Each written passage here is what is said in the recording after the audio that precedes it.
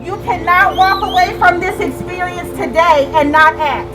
You are expected to act after you learn about the life and legacy of our dear Mr. Fred Rouse.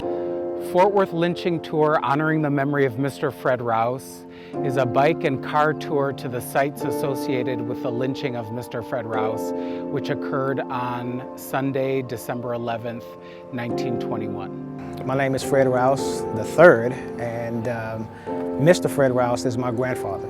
The very first time I took the tour, it was heart-wrenching.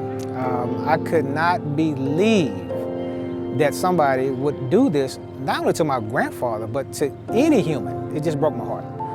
Mr. Fred Rouse was a non-union strikebreaker in the Nile City stockyards, and when he left work on Tuesday, December 6th, 1921, he had to walk through a throng of white picketers.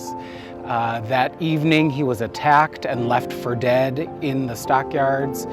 The police officers put him in the back of the car. They thought he was dead. In fact, he was alive and rose up from the back seat. And so they drove him to 4th and Jones Street, the former City and County Hospital, and he recovered there from his wounds, which included stab wounds, and his skull was fractured in 2 places, along with internal injuries. And on the evening of December 11th, 1921, he was kidnapped from the hospital and was driven to the site of the lynching, which is at Northeast 12th Street and Samuels Avenue, and was murdered there at approximately 11:15 that evening. As long as I've lived here, I've never heard about this story.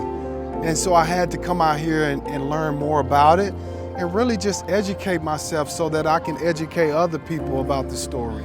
At TCU, we talk about the university being the University of Fort Worth.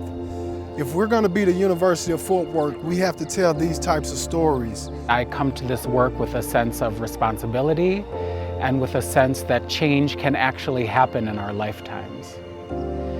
What this work has meant for me is that I also get to invite others to take leadership in the change that we want to see here in Fort Worth. And I see it happening.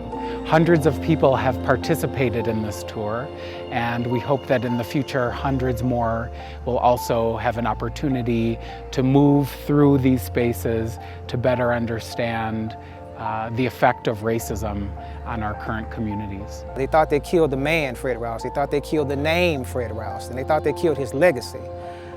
But that was only the beginning, because 100 years later, not only are people still honoring the name Fred Rouse, but a living witness, I'm standing here, I'm Fred Rouse III, and I also have a son, and his name is Fred Rouse IV. With them executing my grandfather back then only sparked the beginning, because 100 years later, his name and his legacy still lives on to this day.